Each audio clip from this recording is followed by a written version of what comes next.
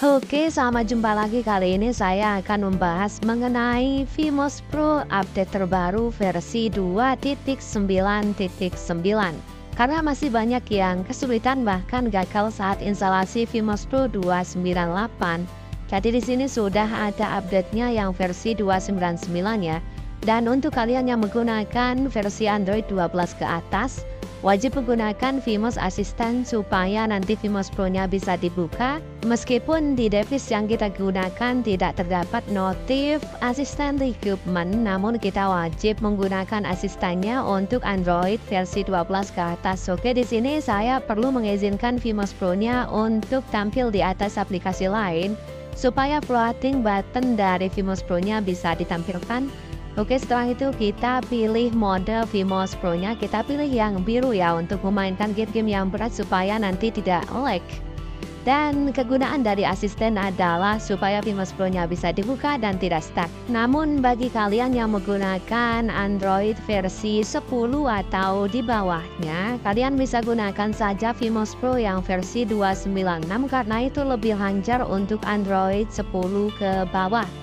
Oke, untuk menginstalasi jika keperluan Vimos Pro-nya untuk aplikasi si oranye atau si hijau, kalian bisa gunakan saja ROM bawaan supaya nanti bisa install Google Play Service-nya dengan lancar dan lebih optimal ya.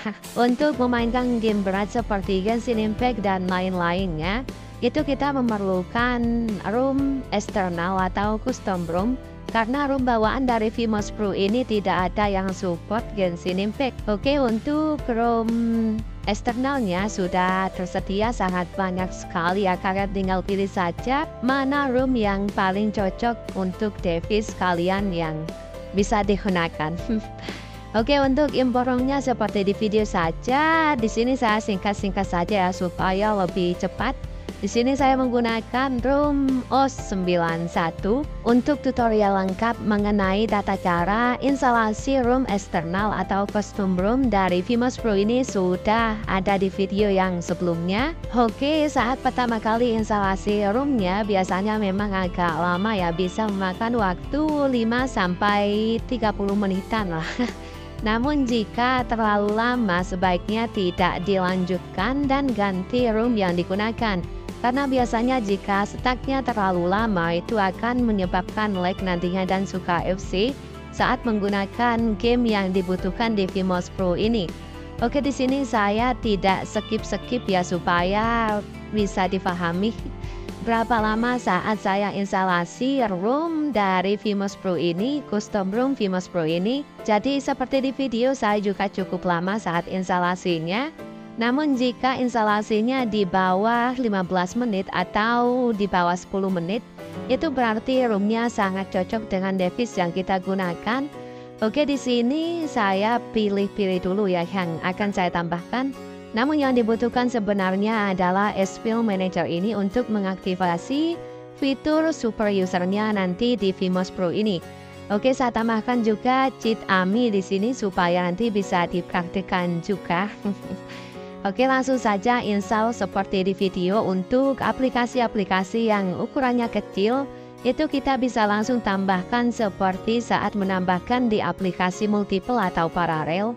Namun untuk game berat di virtual phone ini tidak bisa langsung install seperti ini ya. Ada tata caranya sendiri supaya nanti tidak black screen. Oke, tunggu sampai ada notif sukses installation. Oke, di sini saya menunggu AMI cheat-nya bisa diinstalasi. Oke, semuanya sudah selesai, lalu kita masuk ke Vimos Pro-nya seperti ini tampilannya ya untuk ROM OS91 ini. Oke, langsung kita menuju ke super user-nya. Nah, di sini hidden ya, tidak langsung ditampilkan seperti ROM-ROM lainnya atau seperti ROM bawaan dari Vimos Pro-nya. Oke, untuk mengaktifasi fitur super user-nya sangat gampang ya. Jadi kita cukup menggunakan S-File Manager saja untuk mengaktifasinya.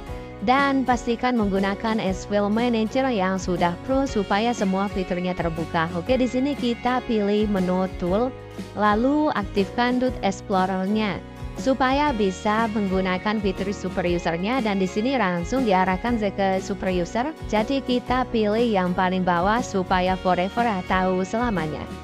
Oke, setelah itu kita perlu menambahkan aplikasi yang akan digunakan dan di sini akan saya praktekkan untuk menginstalasi Genshin Impact. Jadi tidak bisa langsung tambahkan seperti ini ya.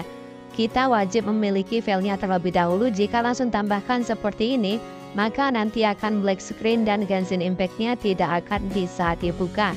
Oke, lalu bagaimana caranya yang benar supaya bisa diinstalasi? Oke, di sini saya praktekkan saja mulai dari awal supaya tidak bingung. Oke, pertama kita wajib menyiapkan filenya, yaitu file Genshin Impact-nya yang sudah berupa zip. Pastikan berupa zip saja supaya nanti ekspornya bisa lebih cepat, namun opsional bisa zip atau tidak.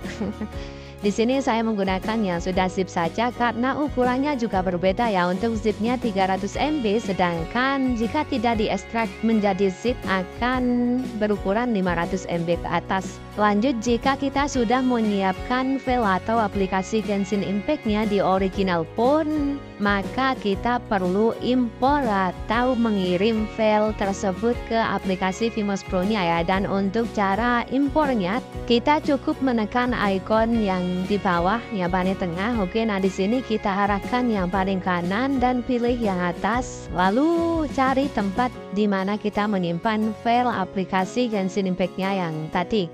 Oke, di sini saya sudah temukan aplikasi atau filenya.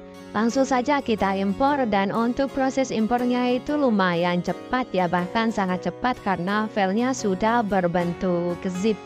Oke, di sini saya sudah selesai impor, lalu kita cari filenya yang sudah kita impor di dalam Vimos Pro ini. Oke, kita buka File Manager dengan menggunakan S-File Manager.